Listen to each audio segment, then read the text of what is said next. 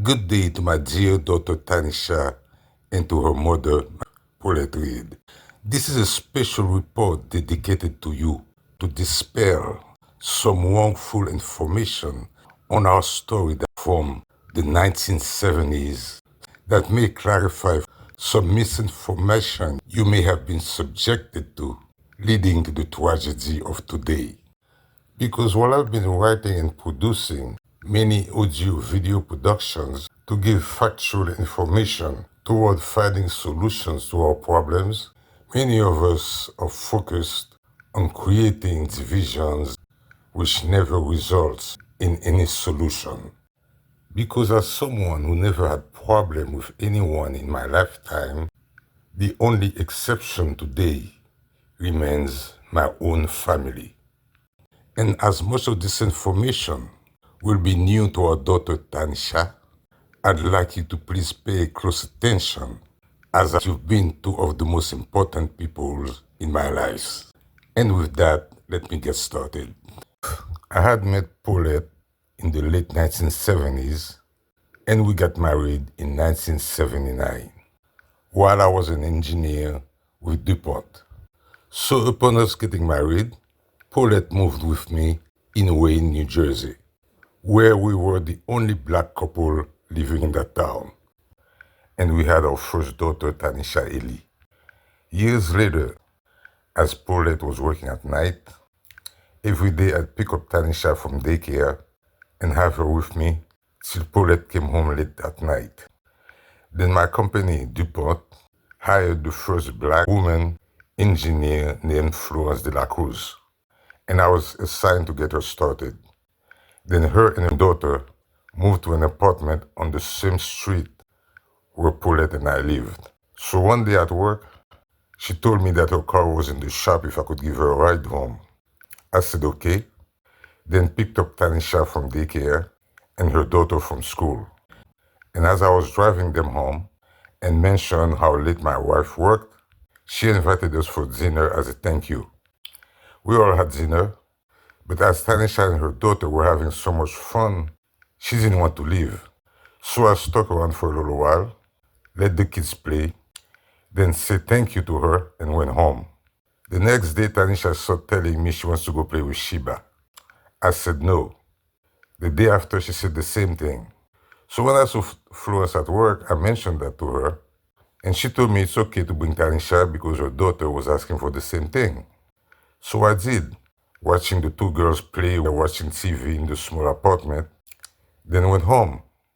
And as the two girls were the only black ones living in that neighborhood, we again had let them have their fun 3 or 4 times and went back home. But as Paulette came home so late every night, and we never talked, I knew sooner or later Tanisha would say something. Then it was Sunday afternoon when I went to the store and I saw Florence. She mentioned the problem she was having for cable. I told her I'd stop by and look at it before going home. And when Paulette noticed that I took longer than I should to return home, little Tanisha happened to mention that maybe I stopped by Florence's house, which did not surprise me. So while trying to fix Florence's cable problem, the doorbell rang. She went to the door and came back and told me it was my wife. So I told Florence, why don't you invite her in? And she replied, Paulette didn't want to come in. So I went to the door and saw Paulette standing next to her car with Tanisha. And Tanisha was happy to see me, thinking she was coming to play with Sheba.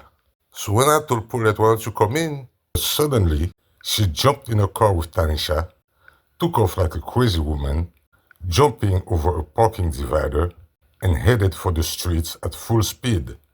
Now, totally embarrassed with this scene happening in front of a woman engineer I was working with, I apologized to her and went home. I was so upset that I decided to take the opportunity to tell Paulette how dare she be jealous when she had not been a wife, being intimate with her husband only once every other month, and this was all happening in front of Tanisha. So I told her she should learn being a good wife before being a jealous one. And at some point, not getting anywhere, as I had a glass of water in my hand, I threw it at her and left the apartment. But today I want to apologize to Paulette for that gesture, as that was not appropriate. So sorry. Then headed to New York. And being there, as I started to have fun with my friends, I was not in a rush to go back home. Then one day, my good mother and dear sister Rosaline called me in and said, "Claude, you've been here long enough. You need to go home and take care of your problem with your wife." Realizing they were right, on the weekend I headed to the house to have a talk with Paulette to see if the situation can be resolved. Arriving there as she wasn't home, I went to use the bathroom and something caught my eyes in the wastebasket. And when I looked, it was a condom. And one thing I knew, I had never used condom during my marriage. So when Paulette arrived home, my objective was no longer to solve our problems, but to find out where did this condom come from. And as we were at it, and I couldn't get anywhere, I left and headed back to New York. Coming back to work on Monday, I waited till she went to work, went to the apartment and put a recording device on the telephone. And the recording device proved that the condom belonged to a young man who was her next door neighbor in New York and the DJ at our wedding.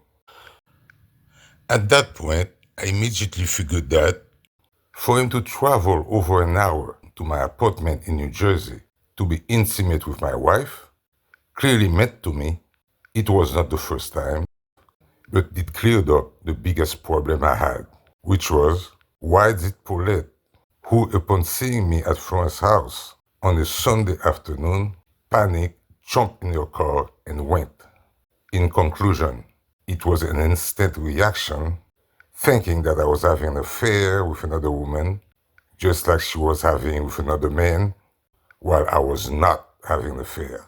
So knowing that this relationship had started long before, I left, she moved back to New York, and the marriage was over.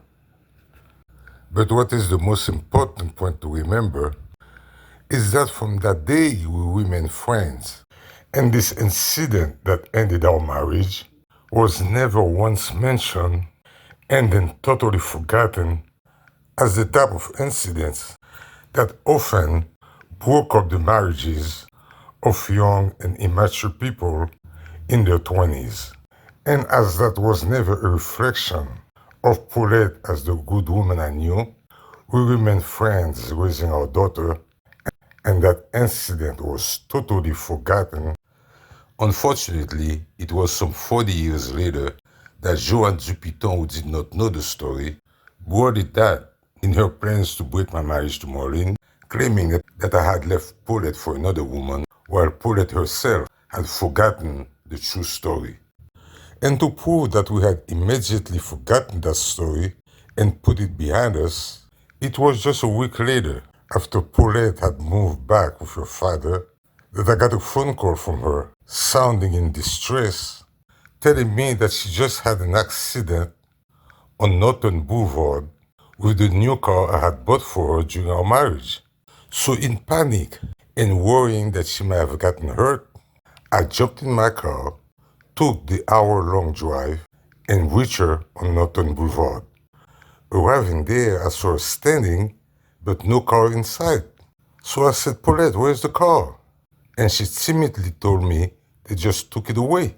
Well, seeing that no harm was done and everything was okay, I said, "Paulette, so what did you make me come all the way down here for?" And she simply said, "I was afraid that you'd get mad of me wrecking the car." In shock, I said, "What?"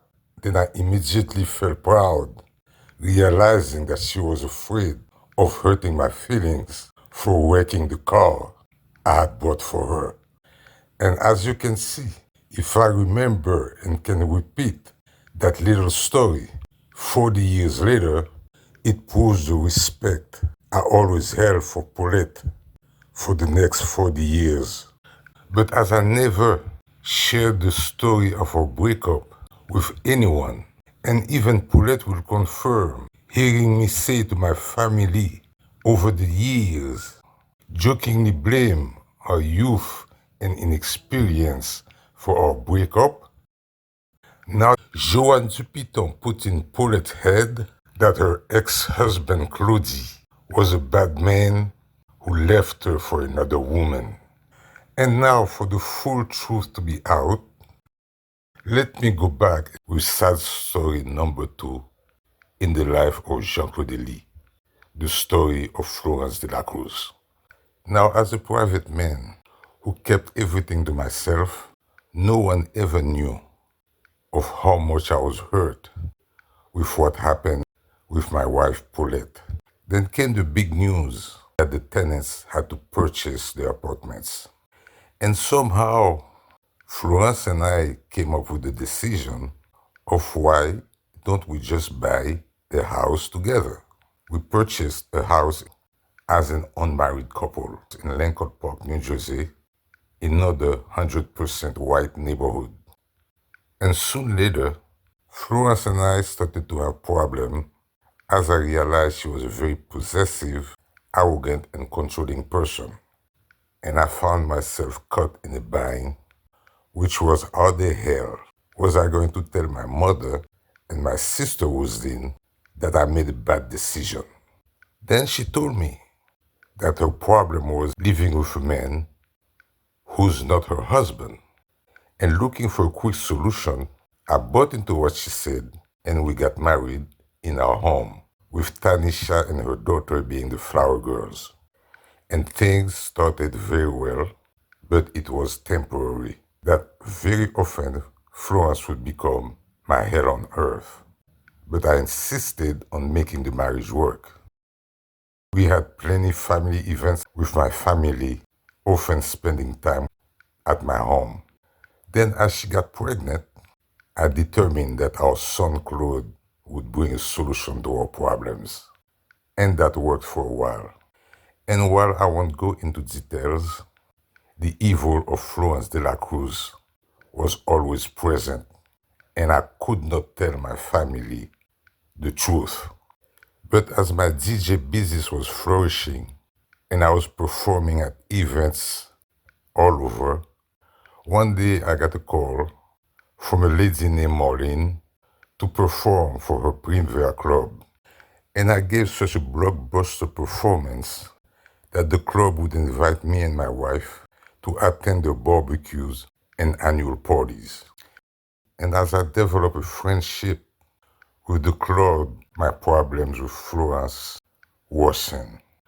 Then one weekend, as I had to give 2 DJ performances on a Saturday and Sunday, I told Florence that I'd spend the night at my sister's house. She jumped up and said, "No husband of mine spends the night out." And when I insisted, she took a piece of metal, went out, and smashed the windows in my brand new car. In panic, I jumped in my car and said, "I am going back home to my mother and sister," and headed back to New York. Halfway there, I didn't have the courage to do it, and I returned home. Things got so stressful between us that my sister Roseline suspected there was a problem. And as I finally revealed it to her, she decided to call a close member of Florence's family living in New Jersey, who was also very close to us, and requested to set up a meeting between all of us to address the problem and find a solution. Then Roseline traveled to Maplewood, New Jersey for a family meeting with all of us, during which all the problems were discussed, gave us advices, after which there was hope that our problems were resolved. Now what's most important to notice, with Sister Roseline traveling to New Jersey for a meeting with us and Florence's family to help solve our problem, is the difference between my family of today actually working to destabilize my marriage with Marlene. And to prove it, here is a picture of Florence's cousin, Dr. Altima from New Jersey, who came to my wedding with Marlene, with his daughter on his side, to prove how much he trusted me and knew that I was right in my arguments with Florence, that out of respect, he came to my wedding to Marlene with his young, adorable daughter. while at the same time, Joan Dupiton and my sister were planning to destroy my marriage. And this picture represents the trust he had in me as a good man and husband. And let me continue. But our peace was only short-lived, as Florence went back to herself, frequently insulting me, and the worst was the day we went out to have dinner with a next-door white couple, and she made a comment that gravely insulted me and even disturbed our neighbors. And during the stressful days, I would often communicate with Marlene via emails to discuss my problems, and she was a very pleasant listener who also shared her problems with me. But it's extremely important that I precise that during all that time, Marlene and I never once saw each other, confirmed by the fact that I lived in New Jersey, over an hour away from her in New York. It was all via email communications. Then one day while I was out, Florence went into my attaché case, searching for things, and found a couple of copies of emails between Marlene and I. And while these emails didn't reveal any relationship, as we had never seen each other, but only making fun of our husband and wife via email, Florence took all these emails and mailed them to all the members of the Primavera Club, which Marlene was the president. And arriving at her next club meeting, all the members simply handed Marlene the copies that they received and ignored the subject. Then as I confronted Florence over what she did, the matter exploded into a big scandal in the neighborhood where the police showed up, and with that, I finally found the courage I was looking for all these years, and with two empty hands, I left for good and went back to my old home with my sister and my mother. And many years later, Marlene and I would unite as husband and wife. With us fully committed that this was the last marriage of our lives, with Marlene in her 50s and me entering my 60s.